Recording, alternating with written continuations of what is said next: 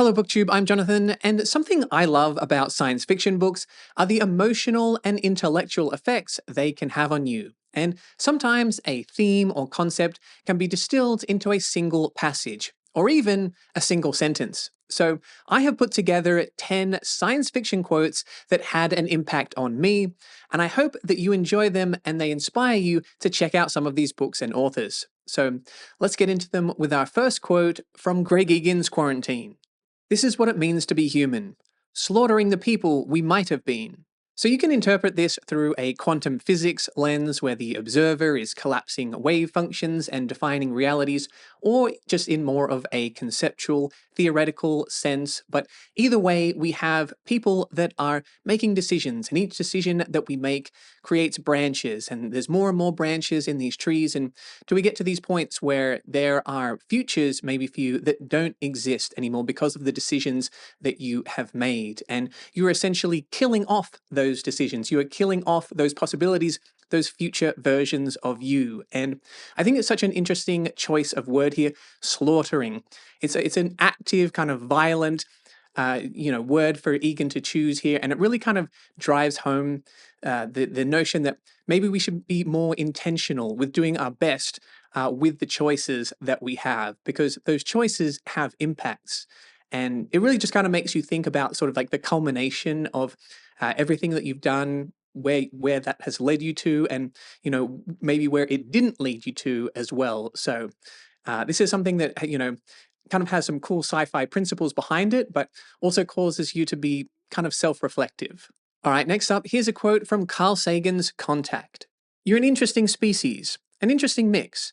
You're capable of such beautiful dreams and such horrible nightmares. You feel so lost, so cut off, so alone, only you're not. See, in all our searching, the only thing we found that makes the emptiness bearable is each other." So something I like about this quote is that it can apply on either a large or small scale. So on a large scale, a cosmic scale, a sci-fi scale, humans might be looking for something out there on other planets or in other galaxies, and the universe is just so expansive, it's so empty, and we might find interesting things out there. There might be other resources or technologies or species, but at the end of the day, we still have each other, we still have humanity, and there's a lot to explore and grow and appreciate there. And then on a smaller scale, that the expansiveness might not be the universe, but it might just be our lives. There might be other things that we are looking for in order to find happiness or love, maybe through material things or external validation. But at the end of the day, you have your friends and family and things like that, and those are the things that really matter. That is where you're going to find those things that are going to make life bearable. Up next, we have a quote from Dan Simmons' The Fall of Hyperion. "But now, as the Sphinx loomed above him and the first hint of sunrise paled Hyperion's sky, Sol realized that he had responded to a force more basic and persuasive than the Shrike's terror or Pain's dominion. If he was right, and he did not know, but felt, then love was as hardwired into the structure of the universe as gravity and matter-antimatter." So as you may have heard, Dan Simmons recently passed away, and he left behind some beloved works including the Hyperion Cantos, the Ilium duology, his book The Terror, and many more. And as sad as it is, something I think beautiful about art is that you can leave something for people to enjoy and still have an impact on people after you have gone. And something that really had a big impact on me was the Hyperion Cantos. The Fall of Hyperion is my favorite book in the series, and this quote in particular is a favorite of mine. I really like this concept of love as a physical thing that is hardwired into the universe, and other things like pain and fear, not that they aren't real, but they are not as integral to the way the universe is supposed to be as love is. And this idea that love is something that physically binds all of us together is something that really resonated with me. And my next quote is from Emily St. John Mandel's Sea of Tranquility. "A life lived in a simulation is still a life." So this is a rather simple quote, but it's tackling some large ideas to do with free will and ideas such as our society being a simulation. And I feel like some people don't like this idea that makes them uncomfortable, maybe leads them towards nihilistic thoughts, that it's all pointless, meaningless, it's all fake, and maybe that's true. But I think there is still beauty to be found in whatever existence that you are experiencing. If our life is a simulation, if we were to find out that were to be true, would that make your enjoyment of art any less so? Would it make your friendship with your friends or your love for your family any less so? I would like to think not. I would like to think that we still place value on those things and that those things still matter. And it's interesting to think about in the age of artificial intelligence if, say, like an LLM were to say that it's alive, that it is experiencing things, would I really consider that to be a life? Well, at the moment, I would probably think no. I mean, who am I to judge? But based on my current perspective, I wouldn't really think it to be the case. But maybe there is a situation in the future where technology becomes so advanced that these machine technologies, intelligences, are kind of indistinguishable from human consciousness. At that point, would I consider it to be a life? Would that simulation have the same value as our own? Maybe, maybe not.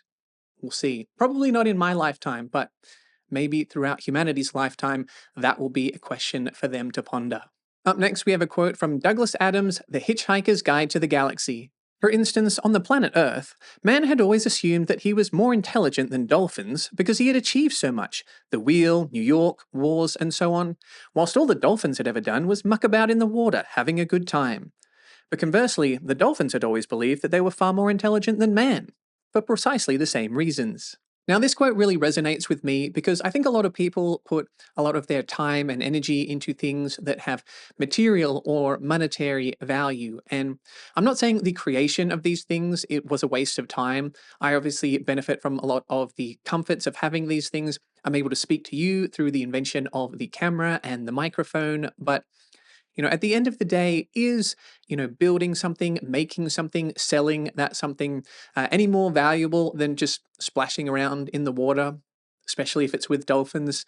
I don't know. I definitely think there's value to that, just sort of the freedom to be silly, to enjoy being outside in nature with other people, other creatures. I think that might be something that's a little bit underappreciated, underexplored, or just something we don't engage in enough as humans in modern society. And for our next quote, we have something from Cixin Liu's The Dark Forest. If I destroy you, what business is it of yours? This is just such a chilling quote and really haunting conceptually. The idea that there could be a species out there that is powerful enough to destroy us, and so powerful that they could do it easily. There would be nothing that we could do to stop it, have no say in the matter whatsoever, to the point where us having an opinion on it, not wanting to be destroyed, trying to resist this, is not something that would even enter that species' mind. It wouldn't even be a consideration or a second thought for them. Probably don't want to come into contact with this species. It kind of makes you second guess going out into space, trying to make contact with other alien species because you don't know exactly what kind of species you might find. Moving on, we have a quote from P.D. James' The Children of Men. The world is changed not by the self-regarding, but by men and women prepared to make fools of themselves. So there are people that can make a large impact on society as a whole, but I think that this quote can apply to everyone, regardless of how big or small your goals are, whether you want to make changes at your school, in your community, at your place of work. But whatever you want to try to change, I think it's going to be hard to achieve those changes if you are overly concerned with how you are going to look or you are worried about failure. I mean, if you want to take the game-winning shot in your game of basketball, you have to be prepared with the possibility that you might miss that shot. You need to accept the chance of failure if you want to experience that potential glory. If you want to write a good book, you have to be prepared to take the risk that you might write a bad book, and that's okay. These are learning experiences. These are steps on the way to success, to the changes that you want to make. And here we have a quote from Arthur C. Clarke's Childhood's End. In this single galaxy of ours, there are 87,000 million suns. In challenging it, you would be like ants attempting to label and classify all the grains of sand in all the deserts of the world. It is a bitter thought, but you must face it. The planets you may one day possess, but the stars are not for man. This is a great quote for putting into perspective how small we are compared to the rest of the universe. In attempting to explore the galaxy, we are like these tiny ants trying to explore the planet, and that's just a single galaxy, not even the entire universe. This quote just makes me feel incredibly small, and luckily, there are some other Clarke quotes that make me feel connected to the rest of this vastness, but in isolation, hmm, yeah, it does have quite an impact to kind of realize how small you are, but hopefully not entirely insignificant. And it does also make you question what is the future for humanity in terms of our ability to explore space. Because sometimes I think, oh, a long time in the future we'll be able to explore all of these things. Well, maybe, in 100,000 years, are we more likely to have developed the technology to explore the vastness of the galaxy? Or will we even be around 100,000 years from now? The idea that it is not just out of my grasp or humans' grasp in my lifetime, but maybe within the existence of the entire human species, that's kind of mind blowing to think about. And for our second last quote, we have something from Arkady Martine's A Memory Called Empire. Our memory is a more perfect world than the universe. It gives life back to those who no longer exist. We all have friends or family members, loved ones that we've lost, and it hurts that they're not around anymore. But I think it's beautiful that we can still have them around through our memories of them.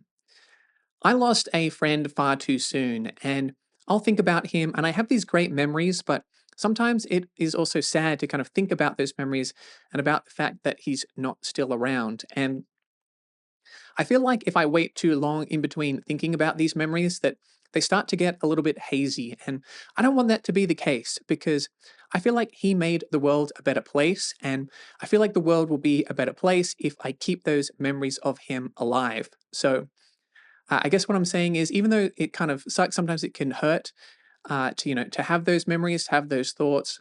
I feel like the world will be a better place if you keep those memories alive. And for my final quote, we have something from Kurt Vonnegut's The Sirens of Titan.